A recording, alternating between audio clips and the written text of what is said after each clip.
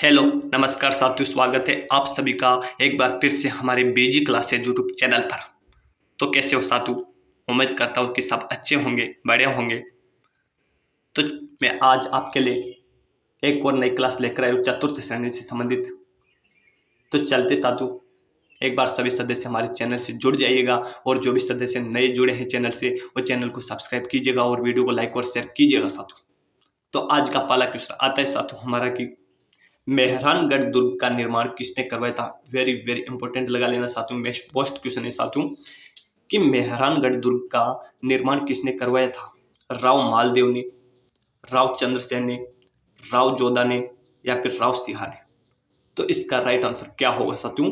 Option number C हो जाएगा। राव जोधा ने 1459 में जोधपुर की स्थापना की थी। उस समय मेहरानगढ़ दुर्ग का निर्माण करवाया था साथियों। ठीक है, चलते हैं नेक्स्ट क्वेश्चन।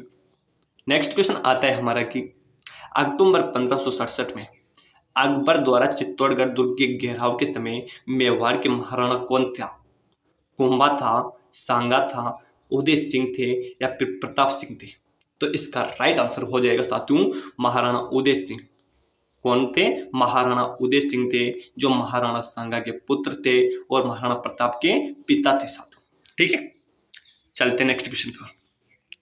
नेक्स्ट क्वेश्चन आता है हमारा कि कितनी बार एग्जाम में पूछा गया क्वेश्चन है कि हरित राजस्थान योजना आरंभ कब की गई थी?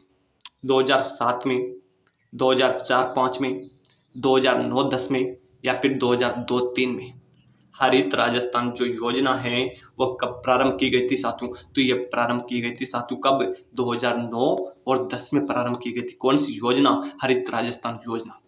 हरित राजस्थान योजना कब प्रारंभ की गई थी? 2009 और 10 में प्रारंभ की गई थी साथियों। ठीक है, चलते हैं नेक्स्ट क्वेश्चन को। नेक्स्ट क्वेश्चन आता है हमारा कि जो पीटीआई भर्ती परीक्षा 2022 के अंतर्गत पूछा गया क्वेश्चन है कि महिला आभूषण नेवरी, कौन सा आभूषण? नेवरी शरीर के किस भाग में पहना जाता है साथियों? गर्दन, पांव, हाथ या फिर उंगली। तो इसका राइट आंसर क्या होगा साथियों? ऑप्शन नंबर हो जाएगा बी, यानी कि नेवरी आभूषण कहां पर पहना जाता है? ये पांव में पहना जाता है साथियों। नेवरी आभूषण कहां पर पहना जाता है? पांव में। एक क्वेश्चन है यहाँ पर क्वेश्चन जो मैं आपको बता रहा हूं वो परीक्षा में पूछने लायक क्वेश्चन है कि एक तो होता है नेवरी, एक तो होता है नेवरी या नेवरी जो कहां पर पहना जाता है? पांव में पहना जाता है साथियों। कितनी बार पूछे जाते हैं क्वेश्चन।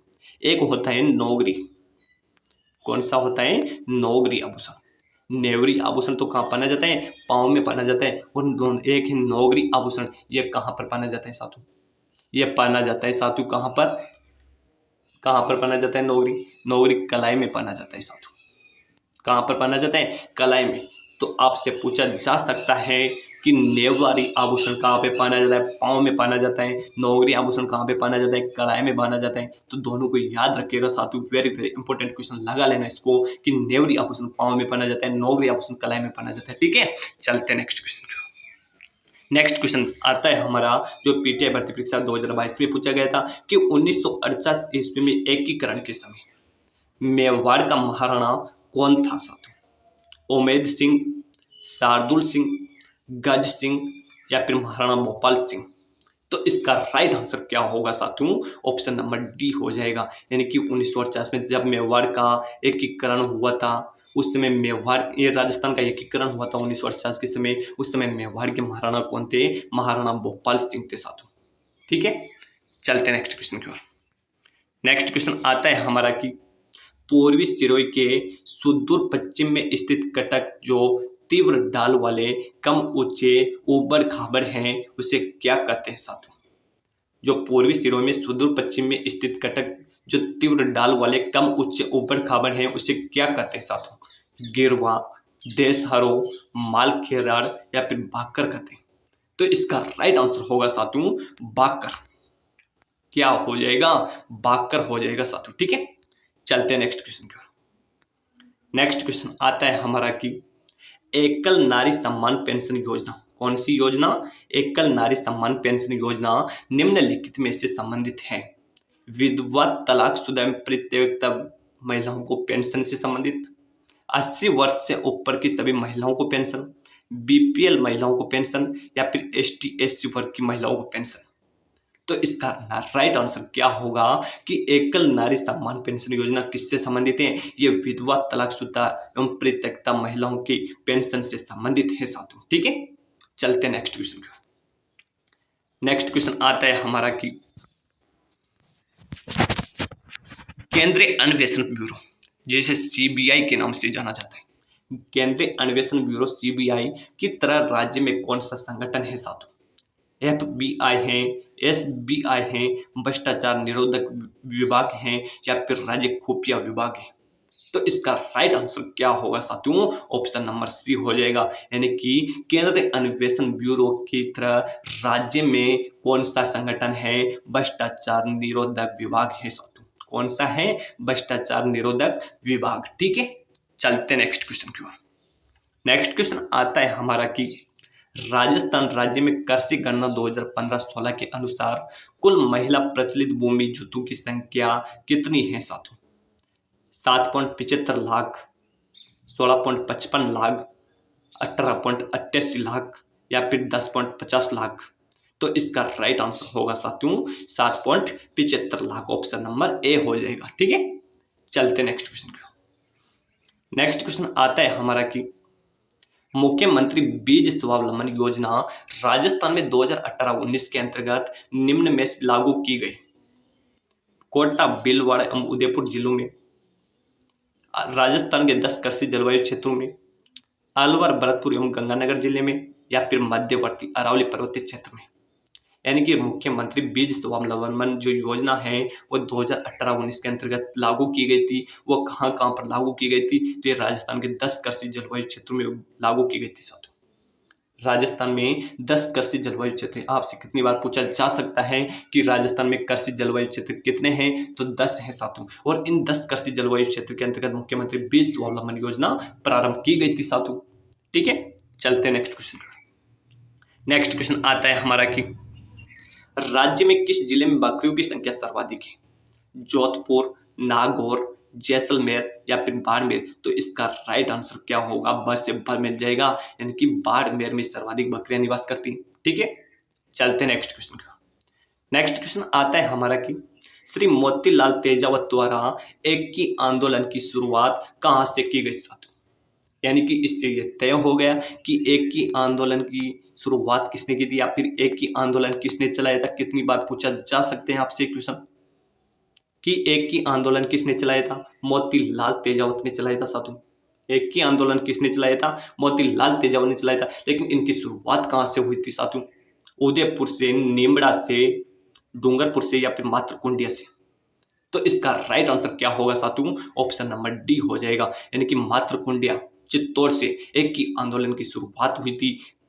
जो किसने चलाया था साथियों? मोतीलाल तेजावत ने चलाया था। यानी कि मोतीलाल तेजावत ने एक की आंदोलन की शुरुआत कहां से की थी? मातृकुंडिया, चित्तौड़ से। कहां से? मातृकुंडिया, चित्तौड़ से मोतीलाल तेजावत ने एक की आंदोलन की शुरुआत की थी साथियों।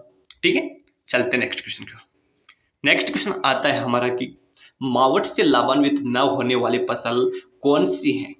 गेहूं, मक्का, सरसों या फिर जौ?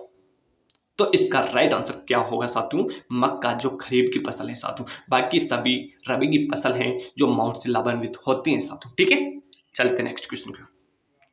नेक्स्ट क्वेश्चन आता है हमारा कि साधु सीताराम दास द्वारा किस कृषक आंदोलन से संबंधित थे? साधु सीताराम दास किस कृषक आंदोलन से संबंधित थे? बिजोलिया, सिक्कर, बूंदी या फिर शेखावाटी? तो इसका राइट आंसर क्या होगा साथियों? बिजोलिया किसान आंदोलन से संबंधित थे। कौन? साधु सीताराम दास, जो सर्वाधिक लंबे समय तक चलने वाला किसान आंदोलन है, जो 1897 ईस्वी में प्रारंभ हुआ था साथियों। ठीक है, चलते नेक्स्ट क्वेश्चन की ओर।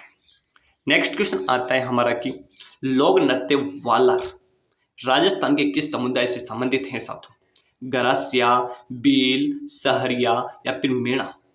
तो इसका राइट आंसर क्या होगा? गरासिया जनजाति से संबंधित है। कौन सा नृत्य? वालर नृत्य।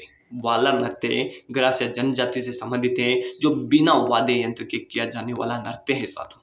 कौन सा नृत्य है ये बिना वाद्य यंत्र के किया जाने वाला नृत्य है। कौन सा वाला नृत्य, कितनी बार एग्जाम में क्वेश्चन पूछा जाता है कि बिना किसी वाद्य यंत्र के किया जाने वाला नृत्य कौन सा है। वाला नृत्य है जो ग्रास्यु का प्रसिद्ध है साथियों। ग्रास्य सर्वाधिक कहाँ पर रहते हैं, सिरोही में निवास करते हैं साथियों। ठीक है, चलते हैं नेक्स्ट क्वेश्चन।